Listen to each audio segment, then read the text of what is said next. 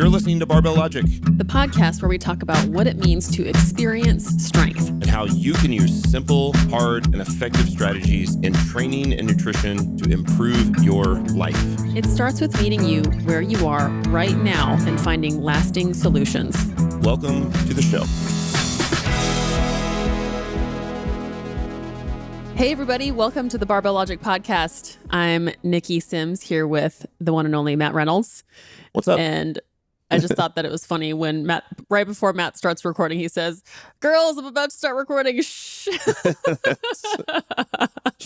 not supposed to tell people that. That's great. Hey man, you're living by yourself. You just got to tell Henry to be quiet. Yeah. It's like, hey pup, be quiet. There's 4,000 people in my house. No at wagging all your times. tail. If Amazon or a home intruder enters, just let it be. Yeah, right. That's right. Today may be extra. I did a call just a little bit ago. It is beautiful in Missouri right now. Ooh. So we get California weather about 3 weeks out of the year. That's awesome. And so it is, as of right now, 63 and sunny outside. Oh, that's so gorgeous. I mean, especially for me. How refreshing. I want the high to be about 67, 68. Yeah. And the low to be like in the mid 40s. Like, so Rachel and I are going to go down to the cabin tonight. We haven't been there in 5 weeks. We're going to do just us. We're going to, have a bonfire and make food. We've planned out all our food. We're doing all campfire food. So we're not going to cook any of the food inside, even though we've got What are you going to make on the fire? I've got I'm going to make a tri-tip. Tonight I'm going to make burgers. Ooh. Tomorrow night I'm going to make tri-tip. And then we bought every vegetable known to man. I love grilled vegetables. So we got this big thing that actually goes over the fire pit to be like a griddle grate. Okay. A grate. It's not a griddle. And we just bought all our favorite vegetables. So we've got, onions and mushrooms and peppers and squash and jalapenos and whatever, all this stuff. God. So red onions, mushrooms, and zucchini, I think, are my favorite grilled vegetables. I love zucchini as well. And a good squash. Squash is good. I like it as well. I think I'm going to grill some beets. I actually had one of our favorite clients, Jordan Gross, been on the show. Ex-NFL All-Pro and also now organic farmer. Yeah. Nikki, you should see the beets in my garden. They're bigger than softballs. Oh my goodness. They're huge. And you never know, like the root vegetables can have these amazing greens that come up and then you pull in, they're just like a golf ball size, Yeah. And so we made beets. So we got beets and carrots. I'm hoping I haven't pulled the carrots yet, but I'm hoping they're great. The greens looked awesome. And I was like, oh, here we go. And then I looked down and they were like pushing it out of the soil. They were so big, like they were half exposed. Like, oh my God. So we roast beets. Obviously, most people that have eaten beets, a lot of times they're pickled, which I like too. But a beet will roast a lot like a potato will and take on the flavors that you season with. We do like garlic and onion and everything, bagel seasoning and the fresh herbs from the garden and stuff. It's good. And Jordan Gross told me, he's like, hey, just cut them like a steak and grill them on the grill. He's like, they're amazing. So I was like, all right. And do you put anything on them? Yeah, I'm sure you do like olive oil and salt, pepper and stuff like you would a steak, I think. Yeah. Should be good. So we're going to do that this weekend. Sounds should be amazing. good. Probably s'more it up. Yes. And, so a couple things before we get to the topic. Today, we're going to talk about accommodating resistance, which is bands and chains.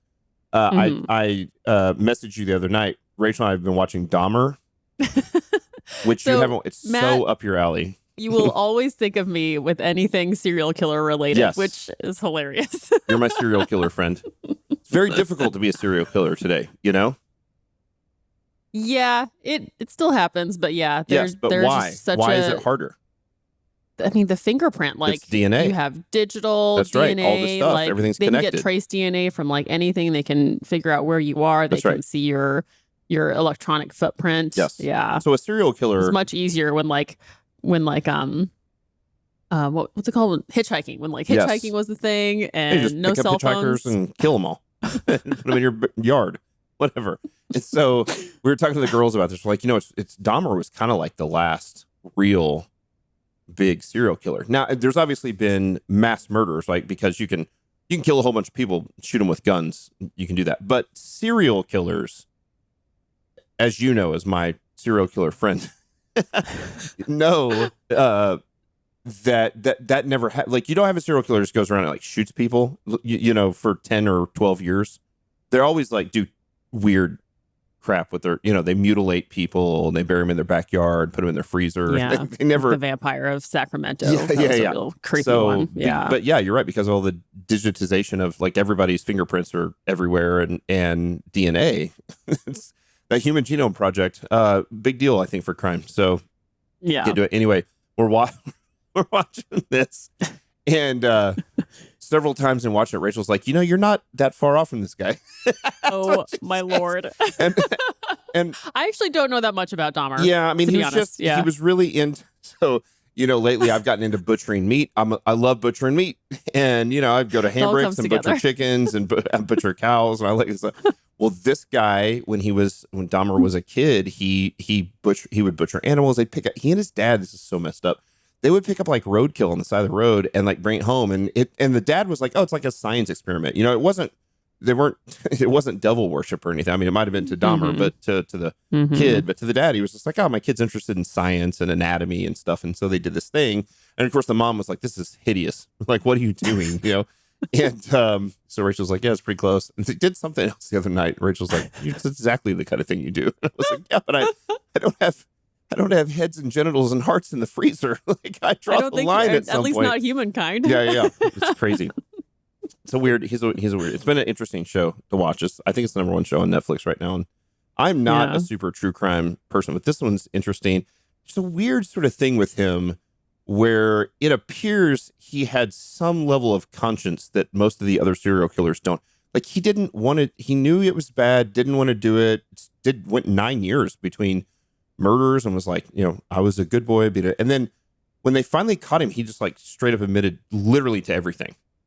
Yeah, and told it's him a compulsion. It was just, and it was almost like it was relief, I think, to him when he got caught. He was like, "All right, I'm good." Anyway, so yeah, some people want like the credit, and they can't help themselves. So when they get caught, they're like, "Yes, I did that." Some people, I think they try to stop, but like you said, like it's a compulsion. But like the guy who they found using the like 23andMe, he had stopped and he was a cop before he got started. He stopped for years. He had daughters and raised them. Yeah, isn't that wild? And then got caught. Yeah. Oof. Yeah. There's always this psychopathic piece. Yeah, you guys didn't come to listen to our to us talk about mass murders. We're now a true crime podcast. So see ya, all of our subscribers. No, I'm just kidding. Don't worry. We'll never do that. All right, so so accommodating resistance is what we're supposed to be talking about today, and that's really bans and chains for people. Yeah. And I was thinking about how when I was first exposed to this idea, and I've told stories similar to this on the podcast before, but this is in the early days when I first got into powerlifting, discovered powerlifting, Louis Simmons, Dave Tate, and this is like in the late 90s. I found every article I could get from Louis. I downloaded it. I printed it. I took it on vacation to Destin, Florida with my family. We like rented a van. Rachel was there. We were just dating. We weren't married yet. And I just sat on the beach and read all these like West Side powerlifting articles, including ones about accommodating resistance using bands and chains. And so these like giant rubber bands you put on the bar or attach chains to the bar and why it's there. And so ultimately this name accommodating resistance comes from the fact that there is a strength curve, right? So if you could squat, let's say you could do a 300-pound quarter squat. You might only be able to do a 250-pound half squat and might only be able to do a 200-pound full squat. So because the leverages are better, there is a strength curve there. So a 6-inch range of motion, you can do more weight than a 24-inch range of motion. You can do more weight there than you can a 36-inch range of motion. And so by accommodating the resistance, it makes it so that it is essentially supposed to be closer to the same level of intensity throughout the entire range of motion. Typically in a big lift, it's hardest at the bottom or at least in the bottom third. And once the leverages get better, you can easily lock out the weight, right? I never have trouble locking out the top foot of my squat, right? It's actually the area between after you bounce out of the bottom. It's kind of that middle range that's really hard. And so accommodating resistance just has the use of bands and chains to add that extra resistance so that essentially the bar gets heavier as it goes up. That's all there is to it. And so it's a weird feeling. And I know you've lifted with them some, as you start to perform a lift, if you haven't done it before with accommodating resistance, you get through that hard part and you expect it to get easier and it doesn't get easier. It just stays hard. the curve is intense. Yes. It goes from, I got this to, oh no, this is going to be a 3-second lockout, which is kind of cool. That's exactly right. And so there are lots of potential benefits. I still don't know how many deep dive studies have been done on accommodating resistance. But if you think about things like motor unit recruitment or time under tension, especially time under like a high level of intensity of tension, then it makes perfect sense that accommodating resistance would actually make that harder or improve that time under tension, or at least that level of time under tension. And so we can use it in our training, and we do. And sometimes we use it. Certainly, this is not something that we use for novices. We use it for intermediates and advanced. Sometimes we just use it for novelty and to change things up and to have some fun and do a thing. A lot of times, if there's an injury, sometimes that's you need right. Like less weight at a certain range of motion. I like bringing it in typically with the supplemental movements, as we talked about. If you're thinking about a traditional programming 4-day split where you're doing the main movement first, which would be the competitive movement of the lift or the general movement of the lift. And then the follow-up movement. So you might do a regular squat and then you might do a deadlift with chains. And I want to talk about how we actually use chains and bands and different ways to set those things up. But yeah, that's the general idea. Is that have you used I know you've used chains. I'm trying to remember how much you've used bands as well. Yeah, I've used bands mostly on deadlift and a little bit on squat. Okay. I think I might have used them on bench too, but mostly chains. Bands, I think they get tricky unless you buy the exact same band at the same time and use them the exact same amount. Actually, that's a really good a trick you should have is if you use bands a lot, you should actually have 3 bands of each. And I don't know anybody's ever said this. 2 of the bands should only be used together on a barbell. And if you're using a single band for things like banded chin-ups or banded good mornings, that's where you use the 3rd one. So you should mark your bands. Like there should be a pair of bands that are only used as a pair because they will actually stretch out over time. So the other thing, the first time I heard about bands really in depth was the original company that did bands was called Jump Stretch. I don't know anything about them, but I can remember the guy that was their founder. He was kind of an older guy, maybe 60 at the time, and had glasses. Kind of looked like Jeffrey Dahmer, actually, now that I think about it.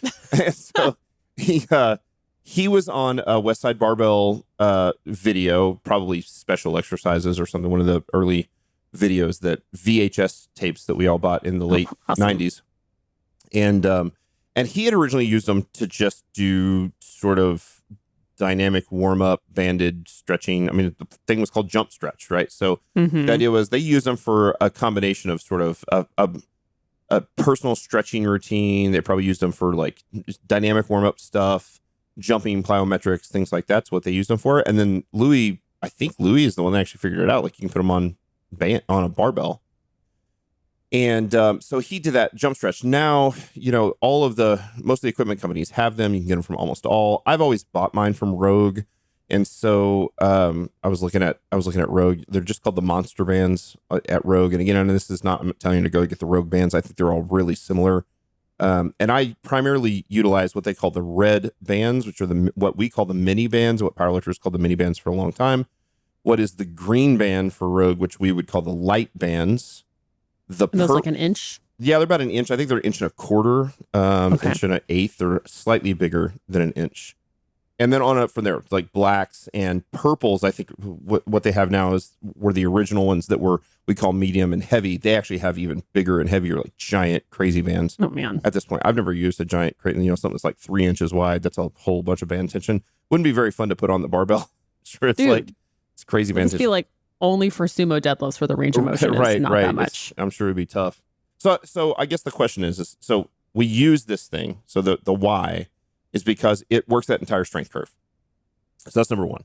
And so it makes the whole lift hard, especially towards the top. I mean, it feels like it's especially towards the top. It's probably not especially towards the top, but it feels especially hard because typically the top isn't hard. Yeah. It's really the difference of like, oh God, this is really, the lockout is really hard.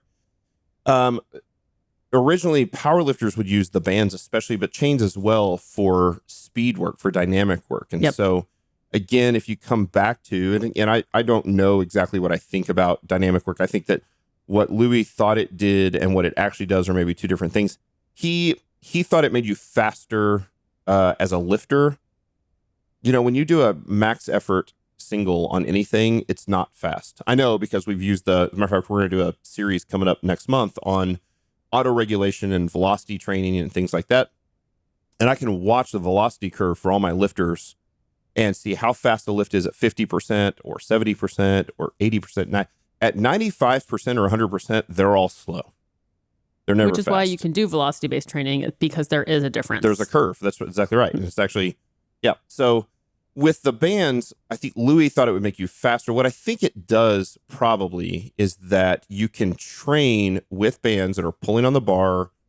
So they're adding, there's like additional, the bar would fall faster than gravity, faster than 9.8 meters per second if there are bands on the bar, not chains, but bands. And so there is a strong reflex rebound in the bottom. And because you're trying to move it fast, because you're trying to move, you're being intentional about moving the bar fast with dynamic work, and because it works the strength curve, what probably is happening is that with a lighter weight, you're able to utilize more motor unit recruitment. And so because you're able to recruit more motor units with a lighter weight, you get more bounce. You'd still get some good benefit from recruiting all the motor units without killing your joints. So I think what was happening with Westside, this is again, I'm almost verbally processing this as we're talking through it. Westside was famous for these two things. One, max effort training every week. So they maxed out every week on they maxed out on bench press, on some version of the bench press. Maybe it's a board press or a floor press or a pause, a Spado or whatever, right? So they would max out every week. Well, that's hard on your joints, especially when you're, benching 600 pounds raw or 900 pounds in a shirt or whatever, in a bench shirt. And they would do the same thing for squat and often for deadlift as well. And so then the other day, rather than lifting really heavy, they would lift more in the 50, 60, 70% range plus accommodating resistance. And they would go for like 8 sets of 2 or 9 sets of 3. A lot of times it was sets of 2 for lower body and sets of 3 for upper body. And they would do it with accommodating resistance. And that would allow them to get in a fair amount of volume, a fair amount of tonnage, and recruit a lot of motor units in a way that didn't beat up their joints. I really think that's what was going on there, more than making anybody fast or more athletic or anything like that. Like, we know you just can't train that much. Yeah. And it kind of rewards you for going fast, which is, I think, a really big confidence booster. Like, because when if you have a bar that's heavy and then you have bands on it, it feels heavy in your back. And so you're usually going like, oh no, this is too heavy. There's no way I can move this fast. But then when you start your descent, it actually feels really good. And by the time you get to the bottom, it feels great. So you're just like, yeah, I'm going to drive the hell out of this on the way up. And so you need that to get through the band. And also I think it's an important kind of mental edge so that you build confidence with heavy weight in your hands or on your back. For sure. Yeah, that's a great point. You tend to, at least I think it's this way. I think about it this way, is that I'm racing the accommodating resistance to the top. Like I know it's going to kick in. I want to get it there before it doesn't actually, right? Like that, the science isn't quite, but I think that's a good cue for me and for lifters that I've coached. Is like, you got to, I think what happens a lot of times in a lift is even if we're intentional about trying to move the bar quickly, we move it quickly for the first part of the lift and maybe even the middle part of the lift. And then as we realize that we're going to lock it out, we just slow down. Now, obviously there has to be a deceleration phase because the bar stops at the top. So there is but the key is how I want to try to move it intentionally as fast as I can for the longest range of motion that I can.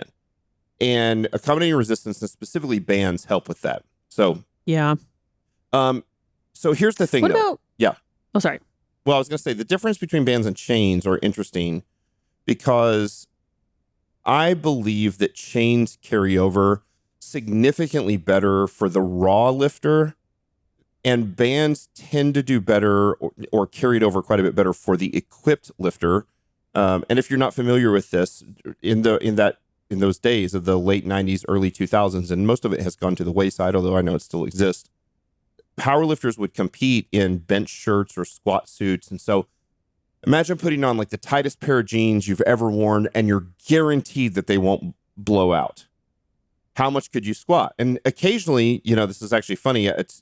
Andrew is famous for squatting and deadlifting in khakis, and now he'll start to do jeans. And I've had more and more clients squatting in jeans, and I'm like, hey, it's actually quite a bit easier to squat in jeans.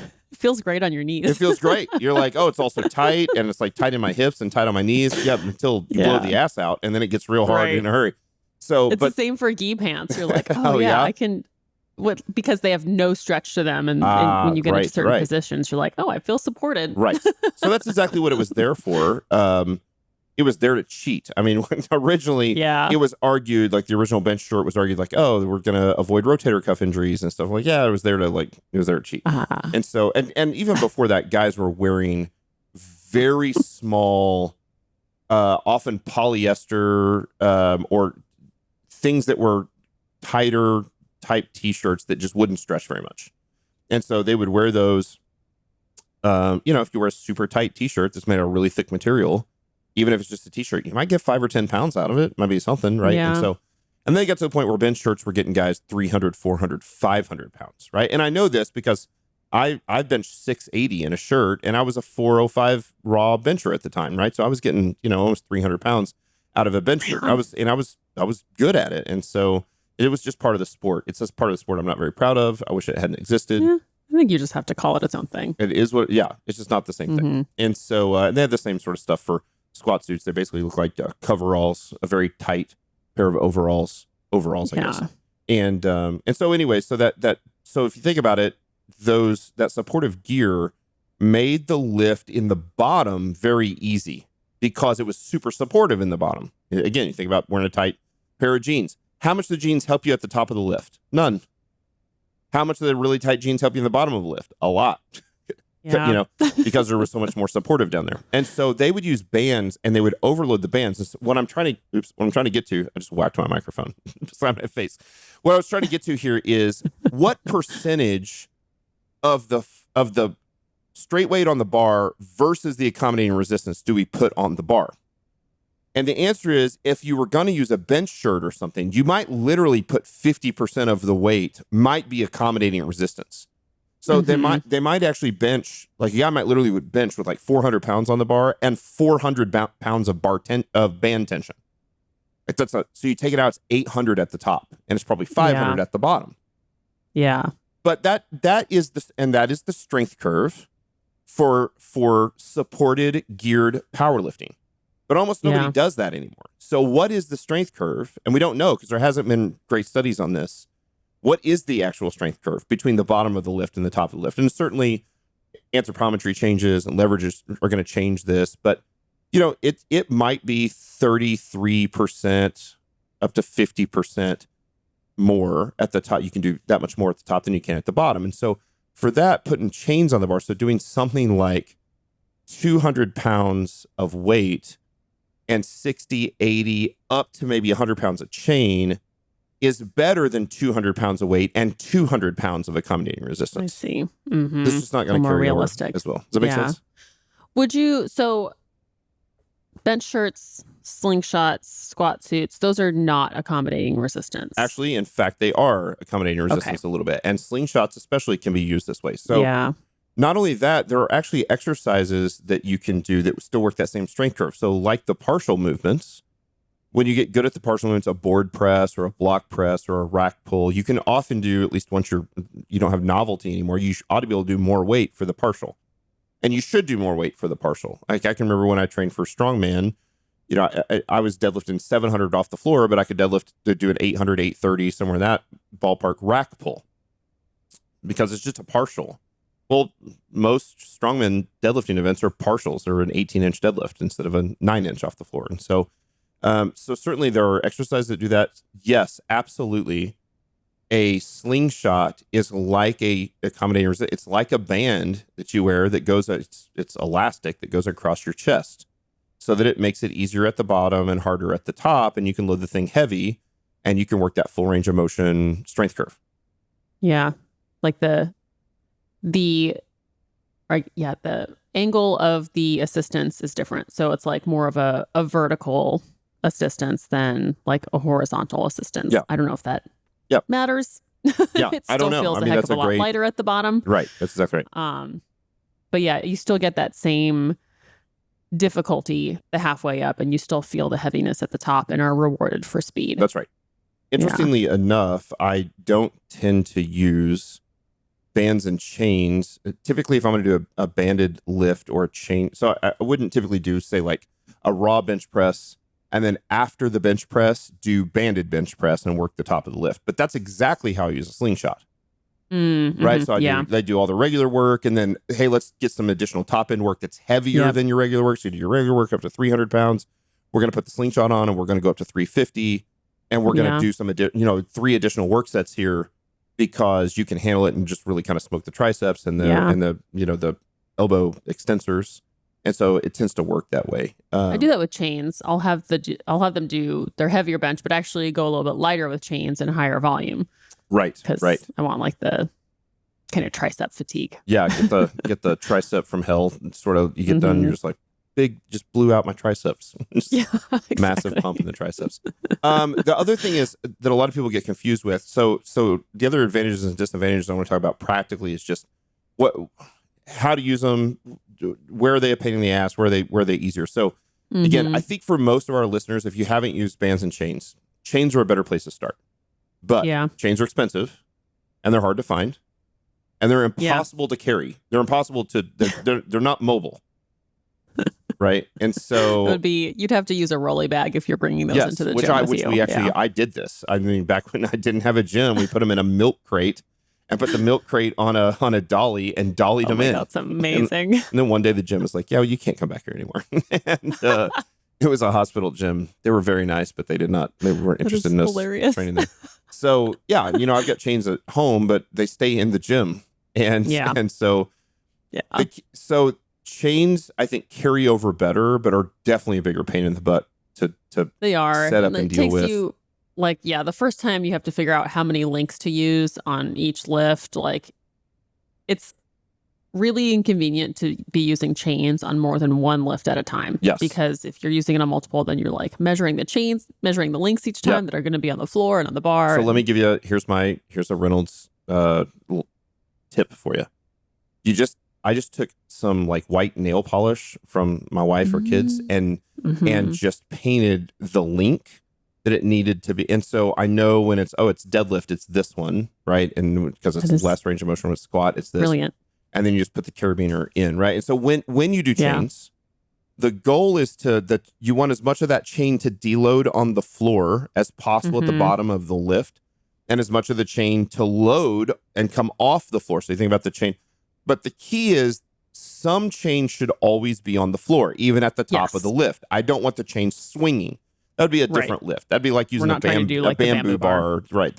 And it would be kind of like that. So we want at least 1 or 2 links of chain. I want to get the biggest chain we can. 5/8-inch chain is the best. 5/8-inch chain you cannot buy in Springfield, Missouri.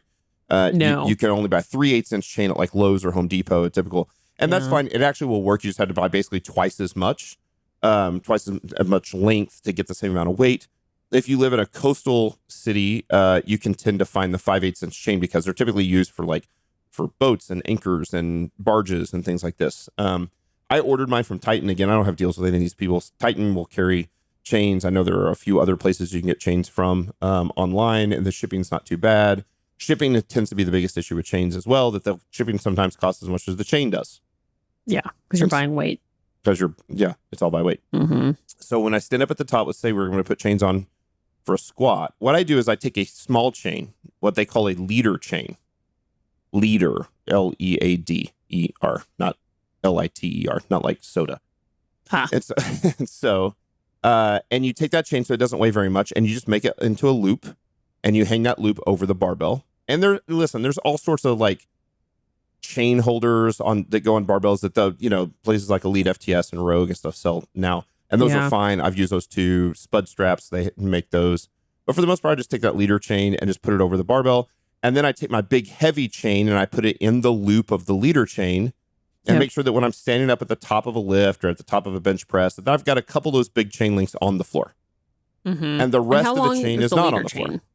Yeah. I think a leader chain, it's going to be probably 7 feet long, 6-7 feet long, because it's going to loop. So it's actually only going to be 3 feet, 3 feet down and 3 feet back up as it loops back up. So that you have time, depends on how tall. I mean, somebody who's 6'7" might need a longer leader chain than. But do you want, like, when you're standing, do you want like 3 inches of leader chain and the rest of the big chains are like halfway through your range of motion? That's a great question. So I think in general, there's no reason to have all that big heavy chain. If I were squatting, I wouldn't need that big heavy chain up by my shoulder. How much is the range of motion on a squat? I don't know. Let's say it's 2 feet, 2.5 feet.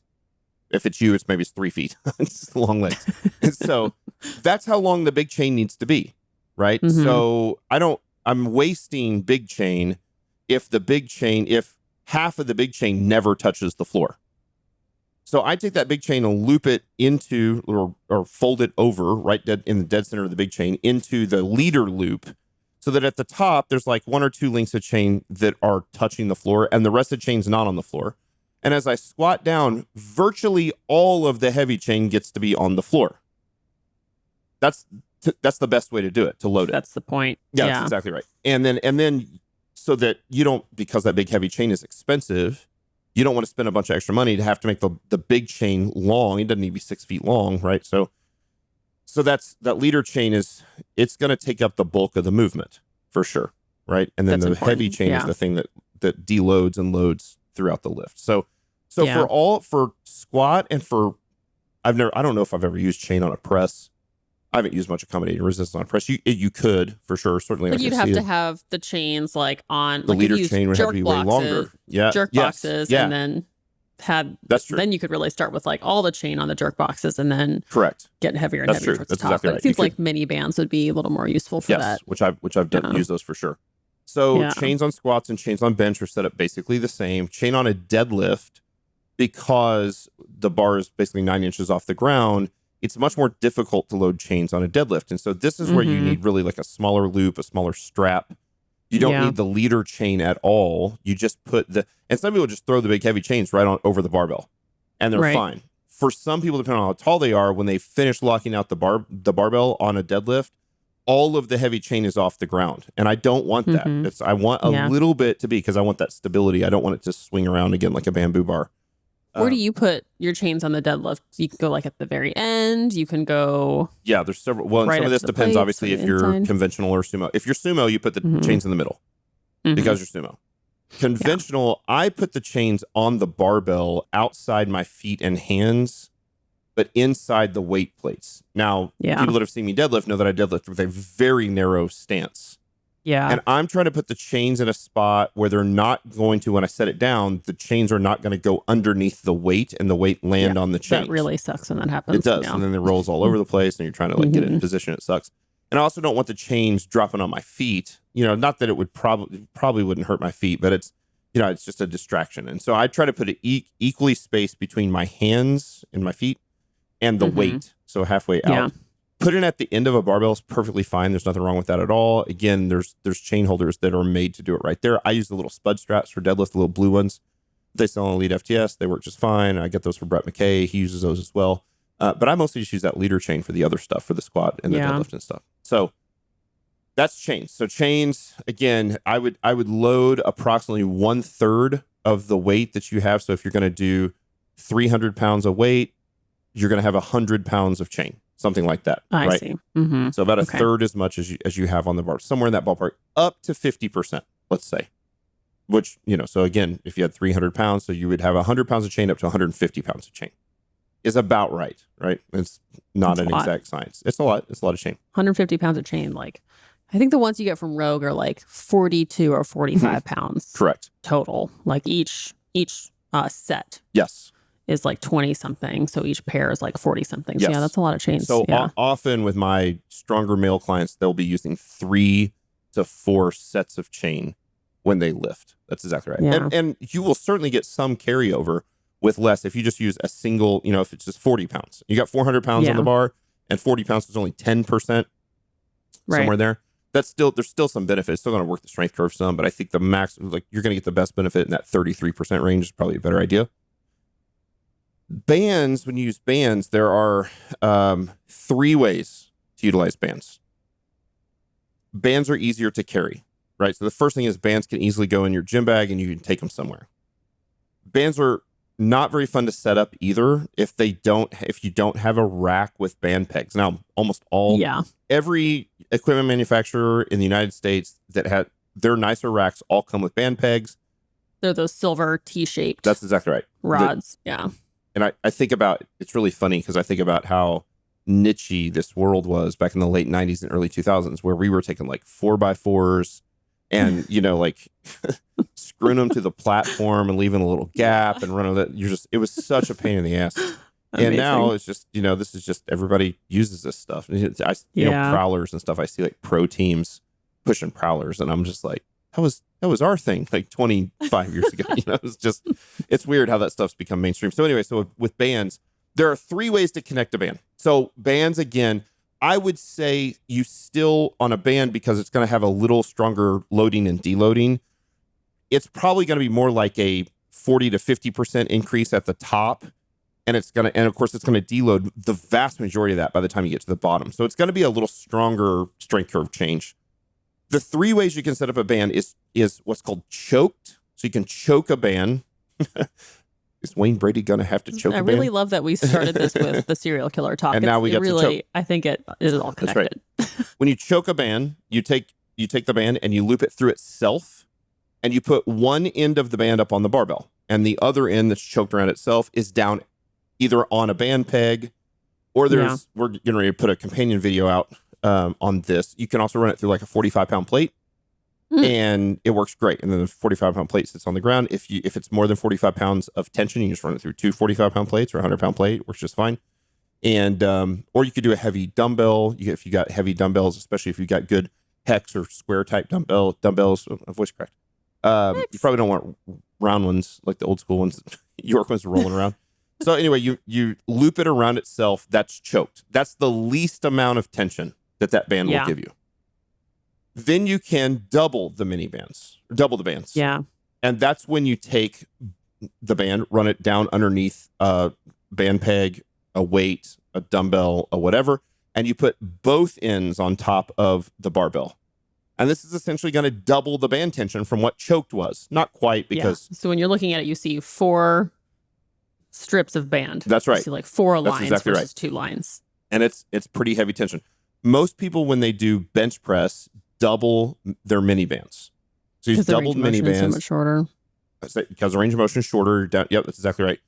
And you're down on the ground, and so you're on the bench, and so the bar is not as far off the ground as it would be for like squat, which is not as far off the ground as it would be on the press.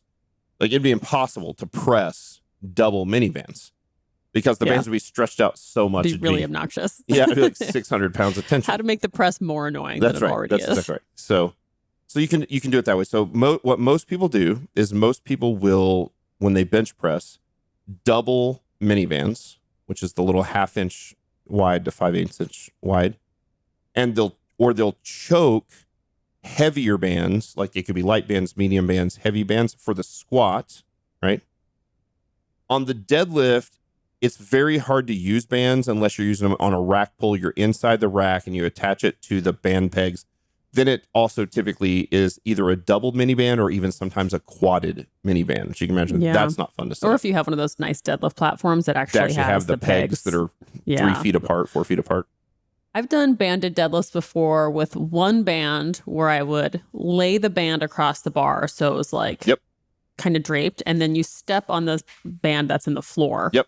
And then the band ends up like, I think it might have been between my legs or just outside of my hands. Yep. And so there's a way to do it with one band, but that I think is really obnoxious because it's sometimes a little bit tighter on one side than the other. And it's pulling on your feet. Yeah. And you're like, but I'm always worried it's going to pop off my shoe, hit me in the face. Yeah.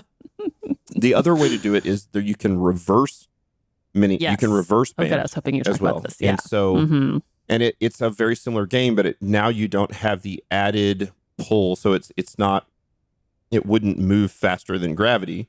So when that band is pulling down on a barbell, you get gravity, 9.8 meters per second, plus the band's pulling down, that thing will fall fast. When you loop it instead, it's the same setup. You can still choke it, but instead you're choking it from the top of the rack or doubling it from the top of the rack. And now you're suspending the bar in the band so that at the top, the band has almost no tension and you feel all the weight. But as you go down, the band tensions more and suspends it, takes more of the weight from the bar. And so that works pretty well. I actually really like a banded squat. And by the way, I think, or a reverse band squat. I think that reverse band beats you up a little less because it's not pulling so hard on the joints, pulling down. Lighter. Yeah, exactly. And so you use a lot of weight. I mean, we've done reverse band deadlifts with like 900 pounds before with just a choked light band because it's down there at the bottom and it's kind of hard to set it up. You really almost have to have two people setting it up because it's pulling on the bar so hard. It's you put a weight on and it's pulling the other side up. And so it's. Oh, that's right. I remember you had me do that for deadlift for a while and it was like, it just wouldn't work until I had like 225 on there. That's right. You have to have 225 on and you really almost have to load the bar on the J hooks at basically bench press height. Yes. Put the bands on, put the weight on, and then pick it up and set it on the ground. Yeah. And then the bands stretch out. That was always worth it because those were really fun. They're super I like fun. reverse banded deadlifts. Yeah, they're super fun. So you can like keep back extension. That's right. Better somehow. So all of those, again, there's lots of information here. We use accommodating resistance to accommodate the strength curve. That's the first thing we do. Accommodating the strength curve will allow us to recruit more motor units, muscle fibers, and probably give us some benefit because you've got a longer time under tension at a higher intensity throughout the strength curve, right? So in those places where you're probably not actually working the lockout because it's just too easy at the lockout, now you really get to work the lockout, as well as you really get to work the entire range of motion very, very well. I always wondered, by the way, as a side note, why bodybuilders don't utilize bands as much. And maybe it's just because there's so much more bro science. It would have to be better for hypertrophy. If you were going to do sets at 8 or 10 or 12 or 15 and that band tension, you went through the entire range of motion with lots of tension on the bar. So lots of time under tension, pulling on like it would have to lead to better hypertrophy. Yeah, I would think so too. But I don't think the bodybuilding community they're a little behind. They're not known for their high IQs.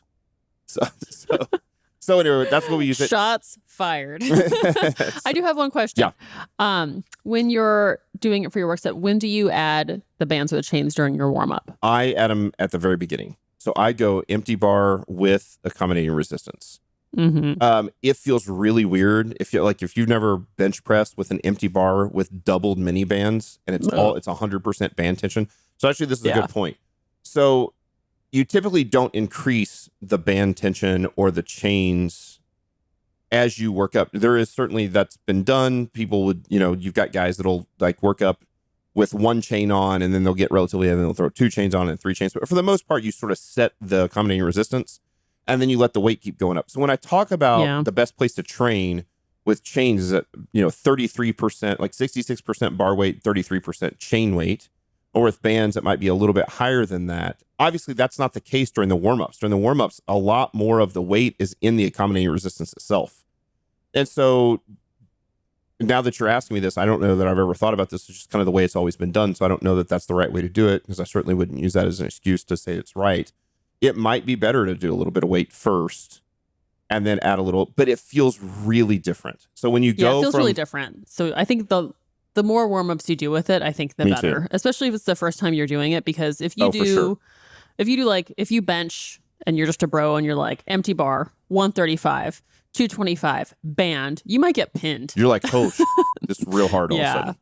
Yeah. There is a thing that I like. Again, I'm trying to think through if this is like bro science or what it feels like to me when I say bench press. Let's say it's bench press and I'm warming up and it's empty bar and the bands.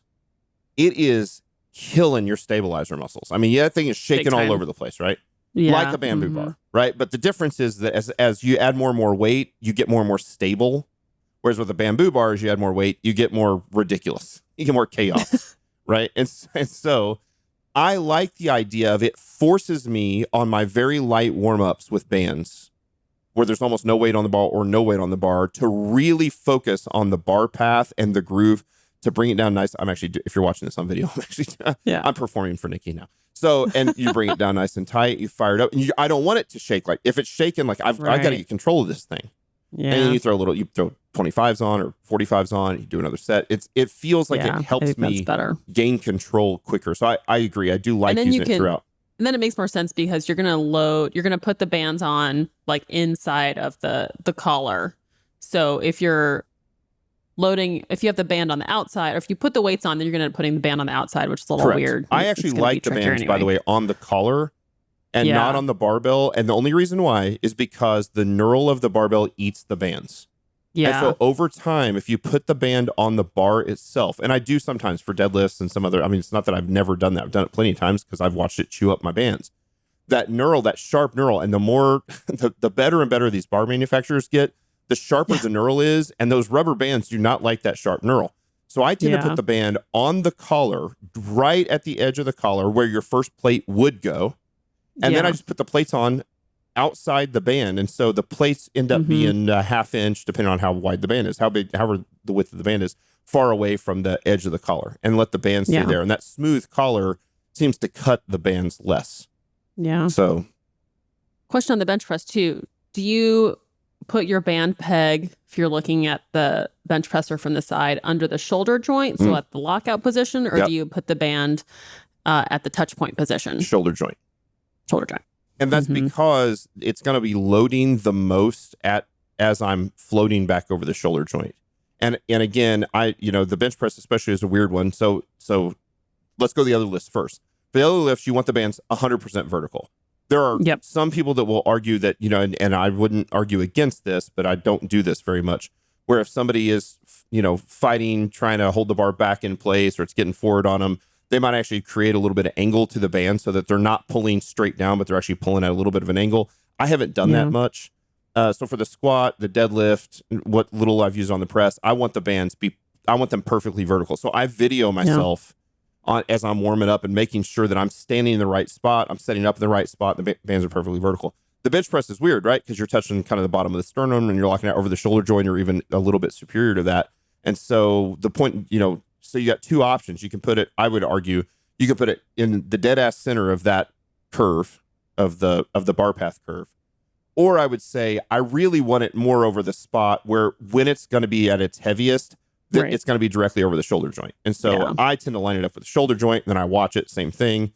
I don't want it pulling the barbell towards my belly button as I'm trying to lock the thing out. Right. I want to just be fighting it against gravity for the most part. Right. Or at least pulling the same direction as gravity. So yeah, that's a good question. Cool. That's all I got. Anything else? Yeah. Thank you. So that is accommodating resistance. Lots of fun. Use it sparingly. Yeah. You can use it in waves. I don't think chains beat you up hardly at all. They're very loud, by the way. That's the other thing we didn't talk about. They're loud. That's a good point. So they make a bunch of noise as they hit the floor. Chains are fun to use. I think they carry over really well. I think my lockout strength on my bench press and squat, but especially bench press, where I've had problems with it in the past, has never been stronger than when I was using a bunch of accommodating resistance. Bands are easier to they're more mobile. They're easier to use.